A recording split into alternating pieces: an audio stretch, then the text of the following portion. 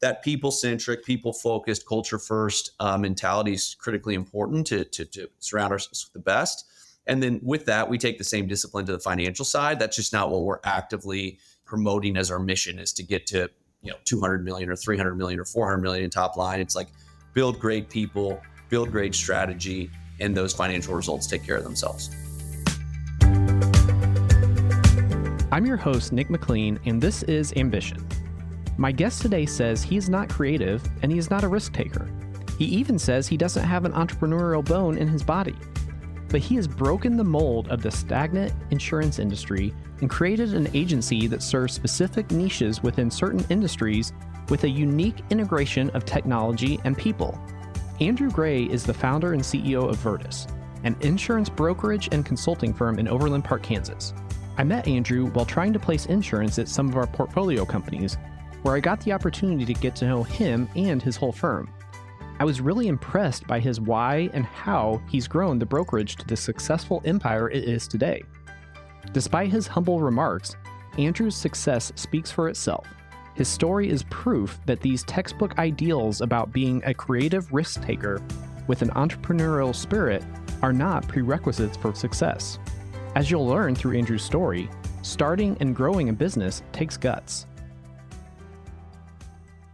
I'm not a super creative person by nature. I had this entrepreneurial bone in my body, and we can get to it later, but I'm also not a tremendous risk taker in general. So what I looked at in the insurance brokerage business, it was the career that I grew up in. And then ultimately, when I looked to start the business, we just thought there was a better way to do insurance, which is a very general concept. But ultimately, what we've done is we focused on specialization within specific industry verticals and really narrowed our expertise to certain things. So we're not an everything to everyone type business. We're very niche and specialized. We've looked at the integration of technology and people, I'll call it, so that technology is not going to solve every problem we have. People aren't going to solve every problem we have. Where can we integrate those two concepts and really be efficient? And then, lastly, as part of that, it's all about the culture and creating, great teams and environment to grow, teach, develop people in, the business. So if you look at the industry broadly, a lot of firms in our space stall out at $3, $4, $5 million revenue because they're more lifestyle businesses. They're not overly ambitious as to their thinking and the value they can provide to their clients. And so we've taken just a unique and really disciplined approach to what our vision is and then subsequently the execution of it. So it's really interesting. And one of the core themes that we talk about on the show about how certain businesses will reach a certain level, and in particular, based off the industry you're in, that might be 3 or 4 or 5 million, like you said, for insurance, or 10 or whatever that number is. And in order to get past that, something needs to be different. So as you look at some of those smaller operators that are 3, 4, $5 million, do you really think it's mostly that they just don't have the ambition to grow? Do you think it's that they don't have the capability to grow? Some of both? I mean, probably the answer is some of both, as it is so often. But can you just talk a little bit about that interplay between the ambition to grow past that $5 million mark in conjunction with the capability to actually create a real enterprise? Yeah, it's a really good question when I think about these firms that plateau, or areas, honestly, where we've plateaued in the business and how we break through that metaphorical glass ceiling. A lot of times it's a variable, and to your earlier point, it's a multitude of factors that contribute to that stalling out or that plateauing. Some of it's ambition, to your point. Some of it's like taking that big next step as far as the risk, getting uncomfortable in what it takes to grow. And that could be a leadership principle. It could be taking outside capital to scale the business. It could be borrowing money from a bank and taking risk when you're in a really comfortable spot. But the business has to continue to evolve and grow. And you're going to have these micro failures, bigger failures, micro successes, bigger successes. And it's just the balance of trying to assess and understand the business and really be aligned with the vision where you want to go. I think some people get into business as an entrepreneur with an idea or to fill a void, and they don't really have the end in mind, or they don't have the big vision in mind. So when they start doing, $4, $5, $6 million in revenue, whatever that plateau might be by industry, they're like, this is pretty good. And then they don't ever stop work on the business versus working in the business. And that really prohibits some scale. So it's interesting that you bring up risk in that answer, because as you've said, you're not a very risk-oriented person, maybe a little bit risk-averse if I'm putting words in your mouth. How have you balanced that? If you've known that your business must take risk in order to grow, yet you're risk-averse yourself, how do you manage that so that you can make the right decision for the business and get outside of your comfort zone?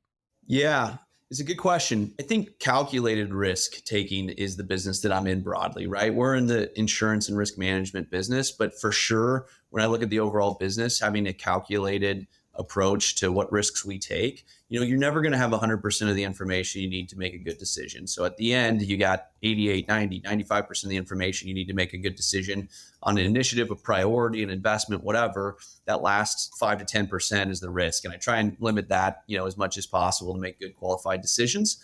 And then again, if you have a vision in mind, like we set out to create a next generation insurance brokerage of scale, right? So scale means different things to different people, but it would have been a very different approach, and we would have made very different decisions if we said, hey, we want to create a nice lifestyle business that generates a couple $1 million in cash flow or whatever.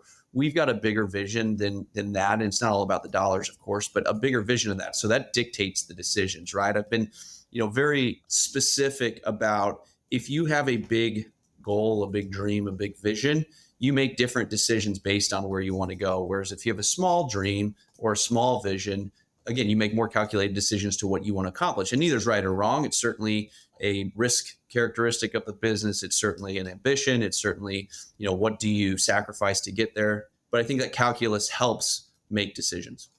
Well, it's interesting how you answer that because again, it points a little bit to how your ambition is part of the reason why you're on the path that you are.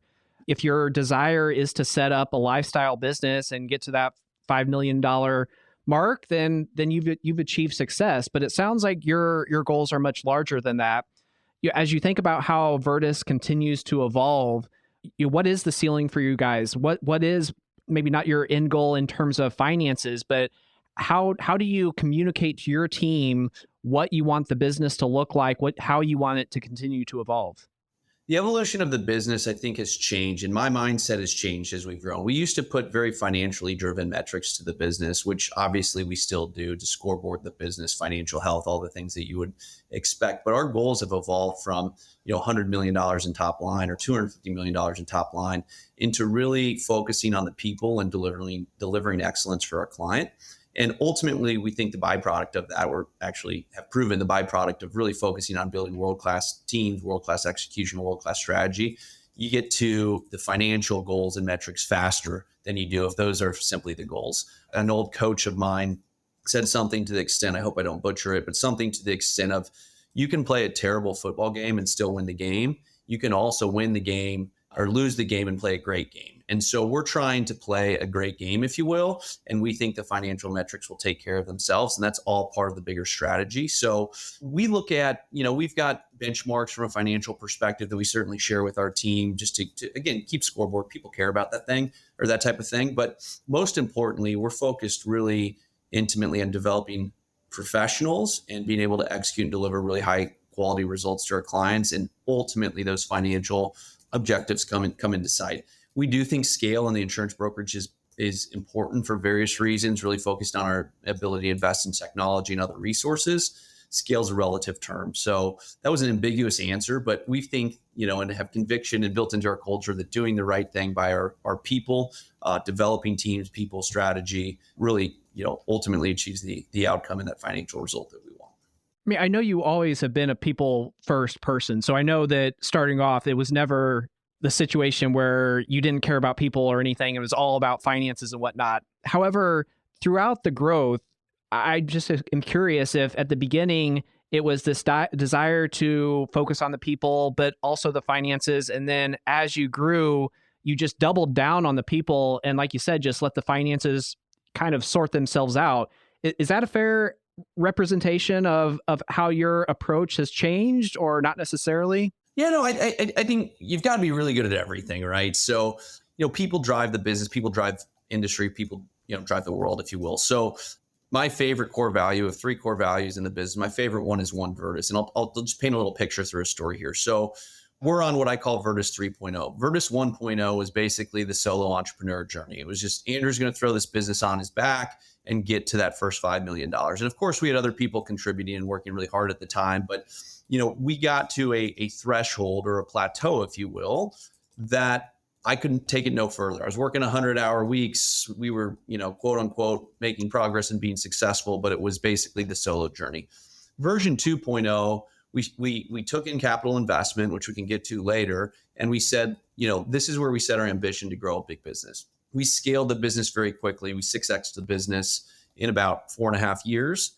And what helped us survive through that was just energy, excitement, adrenaline, and keep going every day. And we started to bring more people around it. And 3.0 is where we've really started to formalize and professionalize the business, which is to get anywhere, you've got to have world-class people, particularly in the services business that we've got.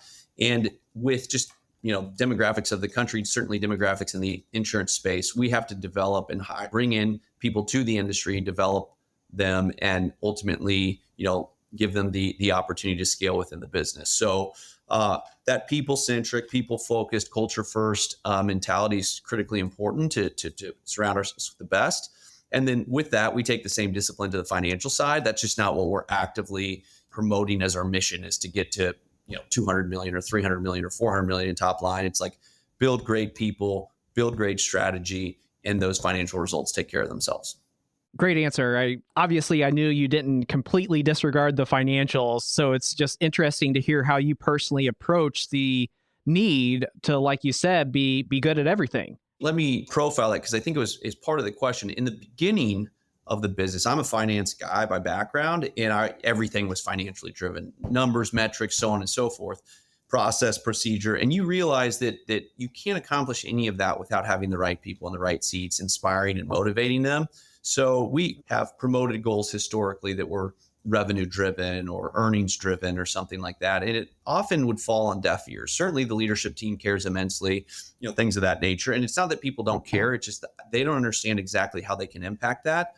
Whereas if we pivot to how can we help you be really good at your job so that you go home inspired every day and excited to wake up the next day and bring that same, energy and enthusiasm to work. That's really where we've pivoted in our messaging and our narrative and in, engagement with our teams.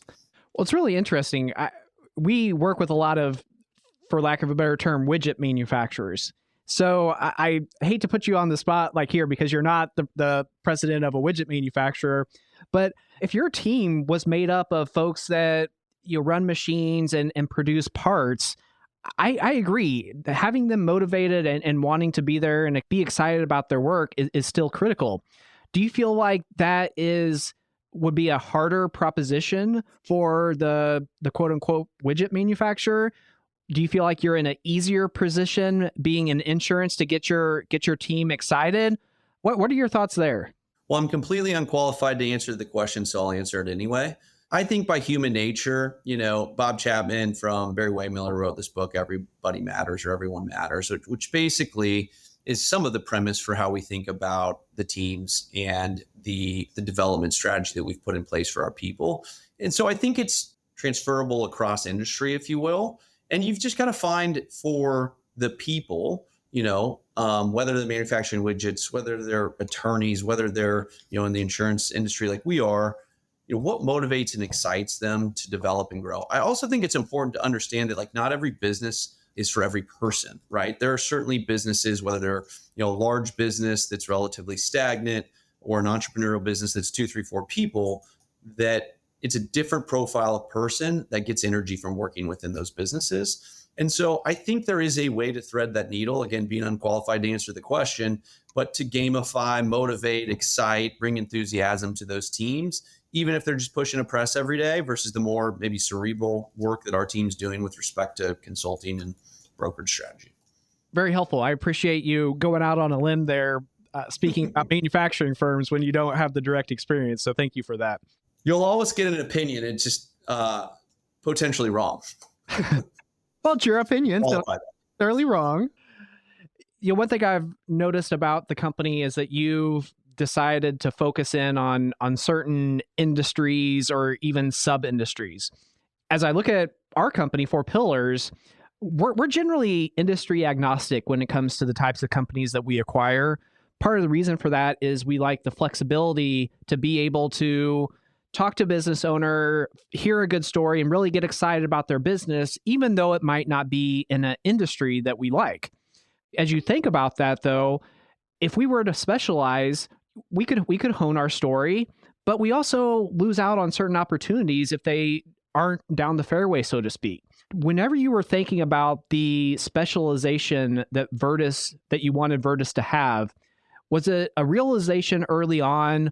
Was it part of that calculated risk that you wanted to take, knowing that you couldn't be everything to everyone if you went down this path of specialization?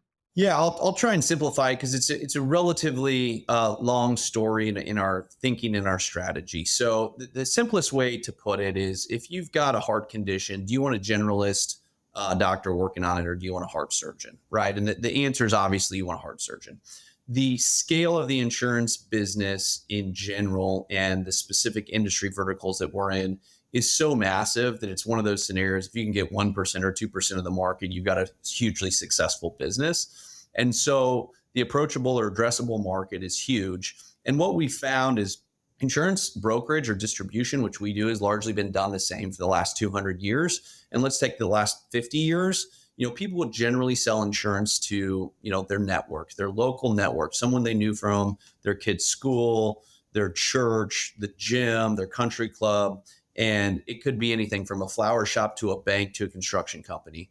Basically, back to that doctor analogy, what we did is we said, we don't want to be everything to everybody. We want to be incredibly deep in what we do, and not only build sales strategy, but also client service or client success strategy around how we deliver and execute on our brokerage for these clients. And so it's been tremendously successful for those people that follow the insurance market, or the insurance or consumers, buyers of insurance. Over the last 5 years, the market's been incredibly difficult and incredibly hard. And so it's elevated us and helped with us scale faster, because we know exactly who we are and we know how to address these specific markets where those generalist brokers are getting run by. So it was a very definitive strategy, huge addressable market. And ultimately, that specialized expertise is helping us win. Thank you for that. Another aspect of growth or challenge to growth that we encounter with a lot of business owners is the lack of understanding that the business is going to get to a certain level with a certain person running it, unless that person changes as the company changes, or to bring in somebody else. As you look at your own journey with Virtus, how have you had to change as the company has grown? And also, do you envision a future where you take the company to a certain level, and if you want the company to continue to grow, it needs to be somebody else running the show? I think all those are really important in the journey of an entrepreneur, right? I mean, when I first started the business, even though by title I was CEO, I was still an insurance salesperson, full stop. I was doing different tasks because I was the only employee at the time, but I was still an insurance salesperson. And then subsequent from there, we built out the first iteration of our leadership team, which might have been 1 or 2 people, probably a controller and an operations executive, if I can think back. And I still just had a list of things that I ticked through every day, but very tactical and very just day-to-day focused. As the business evolved, and we really brought in great people to, drive different initiatives across the leadership team. My role certainly evolved to, being more of the strategist, working on big problems and big opportunities, thinking about the strategic direction of the firm, ensuring we've got the right capital in place to be able to go scale in the direction that we want to. So that job's really evolved. I think a lot of entrepreneurs are really good at one thing. Maybe they're good at finance, maybe they're good at sales, and they stick to their lane. The important thing, I think, for me is like the self-realization that there are other people out here that can do certain, functions of the business better than I can. Give them the platform and the ability to go execute on it. To your question on, am I always the right guy to be in the seat of CEO? It's TBD. Some might question if I'm the right guy to be in the seat today. But jokes aside, that day could come. And I think just a really important thing for I think executives in general is realizing their strengths, realizing their limitation, and to continue to be successful, putting the right people around them that lifts, the business and lifts them as an individual as well. One thing that excites me about entrepreneurship, about you running a company, is you don't have the bureaucracy, the red tape associated with large companies where it could take a month to have a cross-functional meeting to decide if blue pens are going to be allowed on whenever you fill out certain forms. Now, I say that partially in jest, I hope you realize. However, as you grow these businesses, my belief is that a byproduct of growth is the need for more processes, more procedures, and with that comes bureaucracy. You talked about your employees, getting them excited and whatnot, but at some point it's going to be a different situation at Virtus. You're not going to be able to continue to grow as fast as you have. As you get to larger and larger milestones in terms of revenues or whatever your metric is, there's going to need to be more processes and procedures, and at least some of the entrepreneurial spirit is probably going to die away. Is that something that you think about how to manage over time to make sure that you continue to keep the spirits of the team up and motivated and whatnot? Yeah, Nick, we think about that a lot. And when you asked earlier about the plateaus of businesses and the plateaus, within Virtus, I mean, that was one of them when we had to really look hard in the mirror and say, we've got to institutionalize some of these processes, and we've got to do it in such a way that gives the creative freedom and the flexibility where it's not so defined that, step A has to be step B. Now, there are certain things within the businesses you would expect, accounting, some of these functions where it has to be incredibly detail oriented and things of that nature. But if you have really good people and you've got process framework and matrices, if you will, and guardrails, and enable them to go be entrepreneurial, take care of the client, take care of their team, do what's right, you can limit some of that bureaucracy. But it is this fine line that we certainly was a growing pain or a hurdle for us, is that in the beginning, we were definitely a fire ready aim business. And, I think when you're small, you can do that to a certain degree, and then you plateau. And then eventually, to your point on evolution of CEO, evolution of the business, you have to say, okay, so what are the things hindering and holding us back? And so to my earlier, conversation, 1.0, the solo entrepreneur journey, 2.0, energy, enthusiasm, excitement, to get to this, what I'm calling Virtus 3.0 for the sake of internal dialogue, we had to do a lot of that hard work to say, what do we need from a process orientation so that we can be consistent across teams, across platforms, and to our clients? And then ultimately, where can we give creative flexibility and freedom to the teams to go take care of their clients in the way that is entrepreneurial and best serves the client? Interesting. Building on that concept of processes and procedures, what we see in some of our portfolio companies is that whenever we have a client or customer that is vastly different in size than we are, there seems to be a disconnect because our level of processes and procedures is different than their level of processes and procedures. Have you encountered that as Virtus has grown, that you seem to be outgrowing some of your clients, or because you began with the end in mind, were you really trying to set the company up to be that sophisticated provider so that you would grow into those shoes instead of outgrowing them?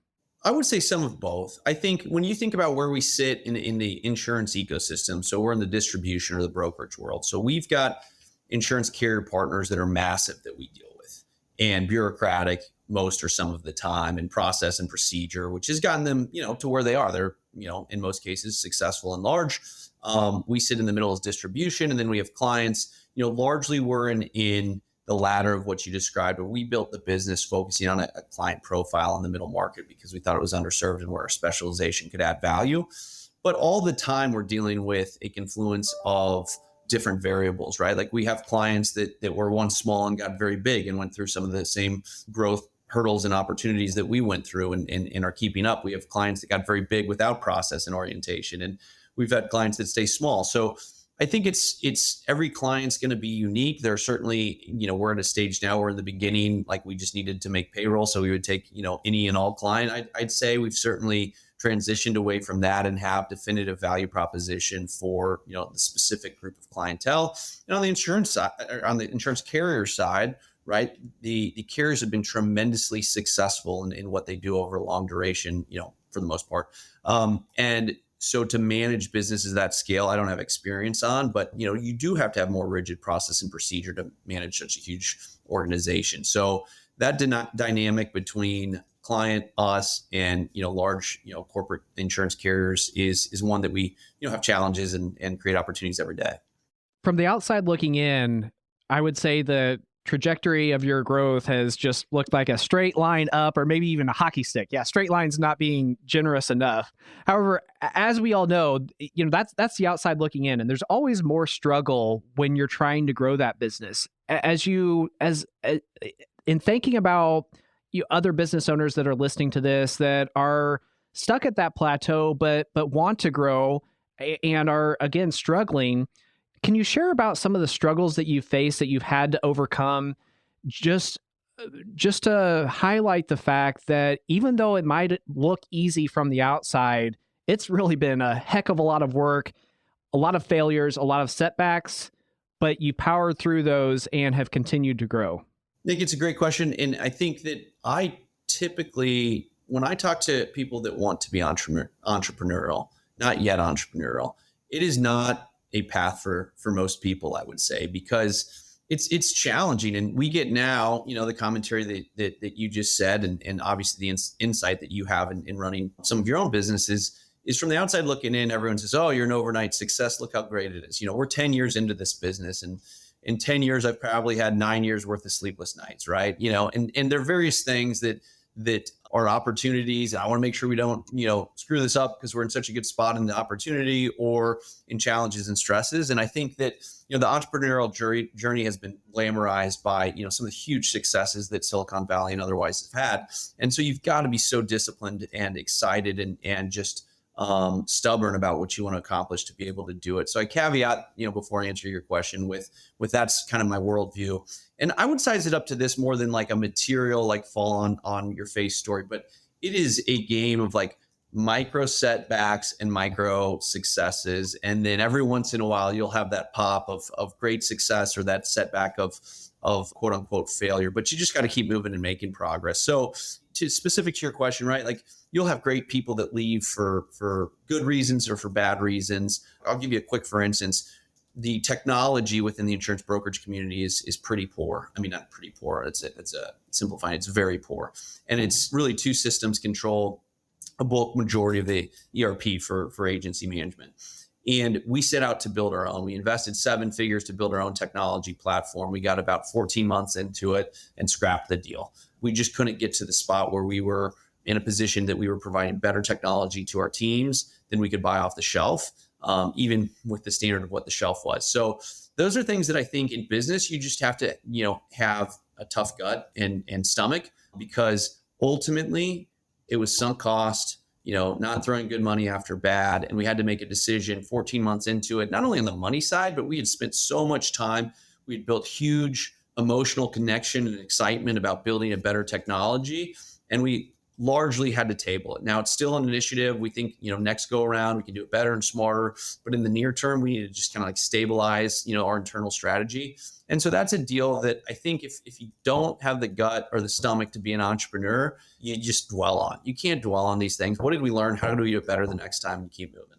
It's a great point you bring up. Something I talk about with my wife whenever we're budgeting is, sometimes my sense of magnitude of making a poor financial decision is so skewed, because whenever you're talking about your household budget, it's probably 2 digits, 3 digits, maybe 4 digits if we're talking about something really expensive. But you just talked about something that 7 digits and it didn't work out, yet you're still going. It's this concept that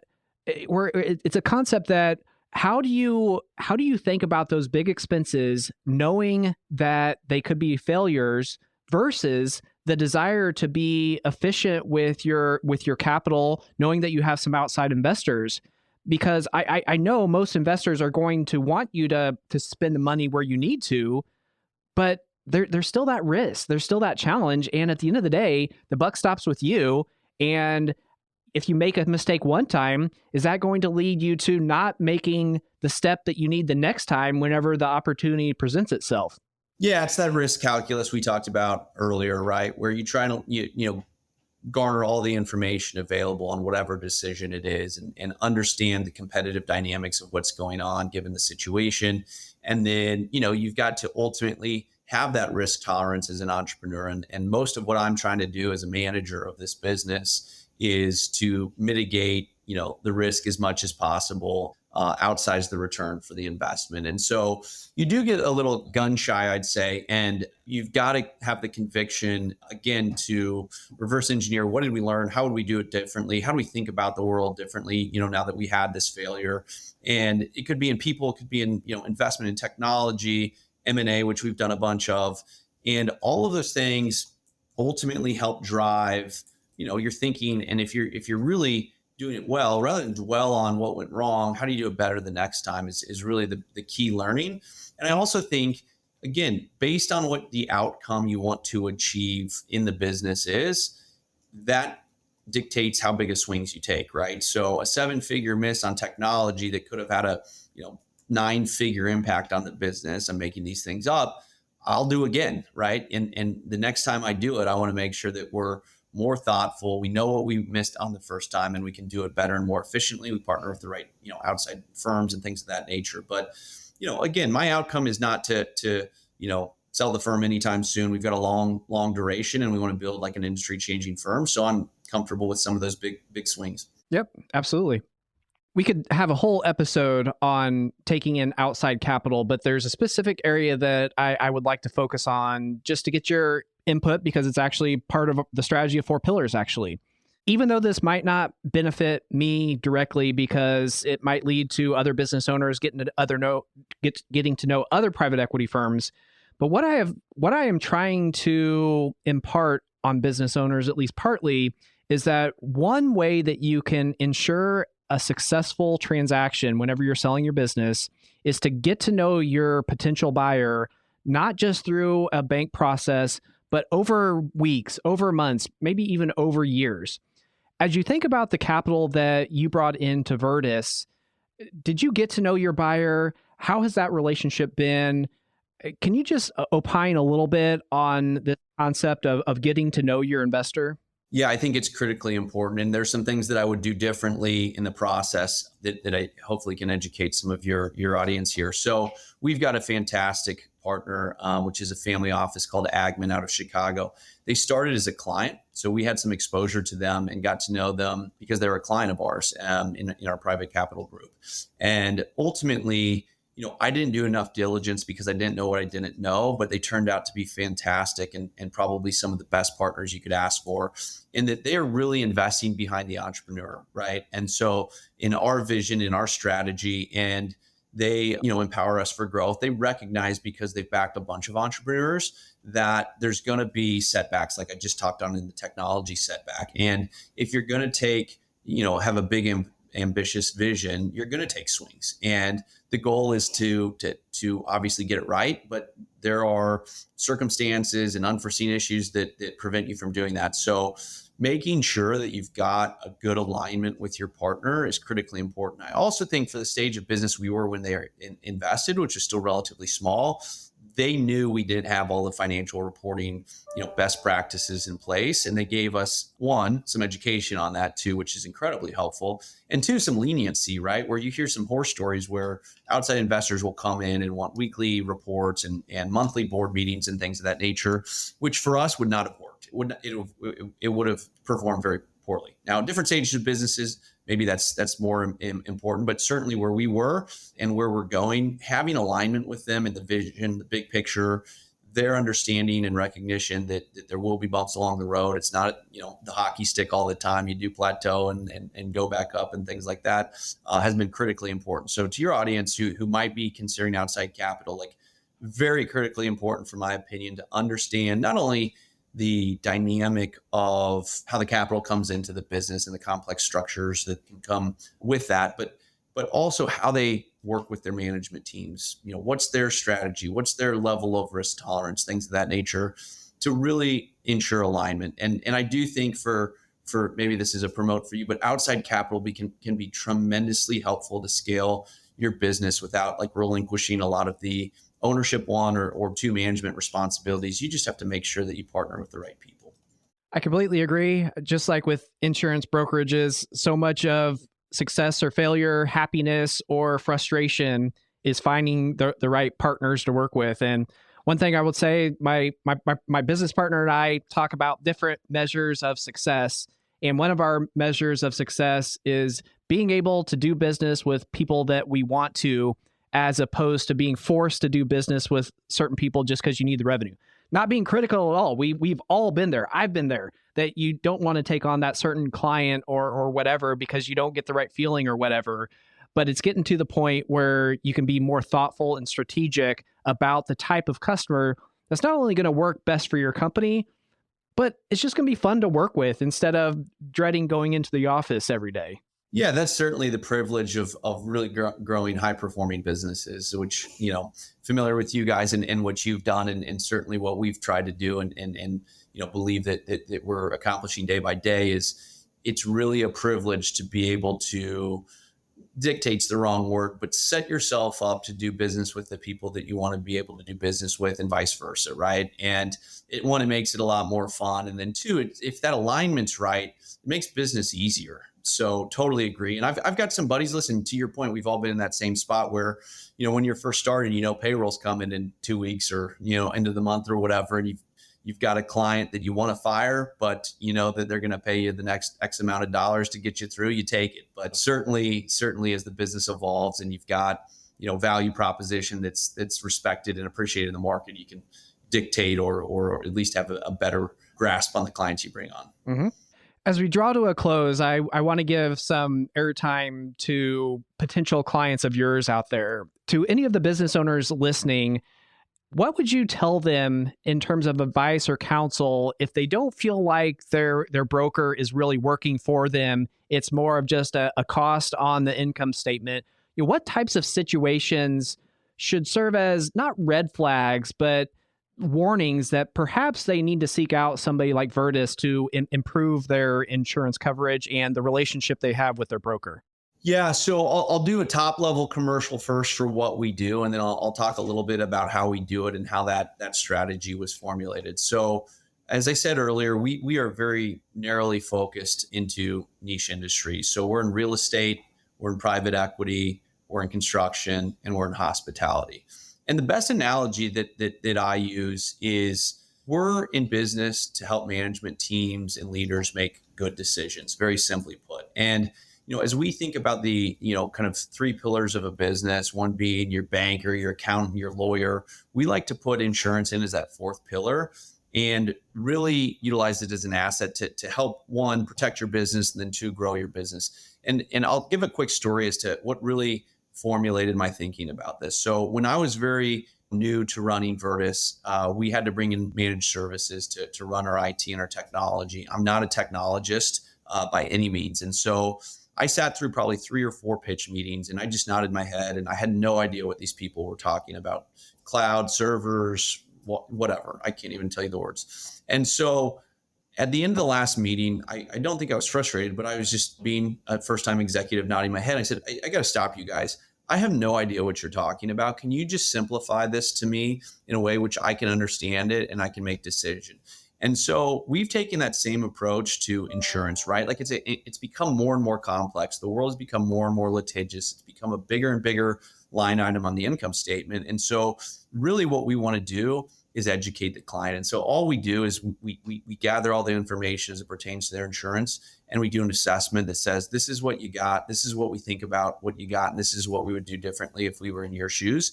And because we have this narrow specialization within these industries, we can solve or bring to light solutions to the problems they haven't even told us yet.